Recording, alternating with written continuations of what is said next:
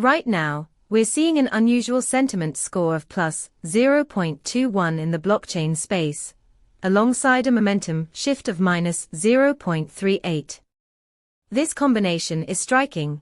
Typically, you'd expect sentiment to rise with positive price action, but here, we're seeing a divergence.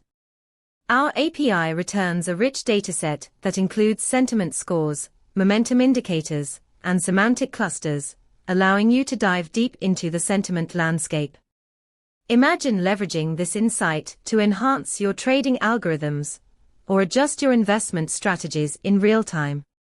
You can monitor these shifts and respond faster than others in your space. For more details on how to integrate this into your applications, check out pulsebit.loj enterprise.com/docs.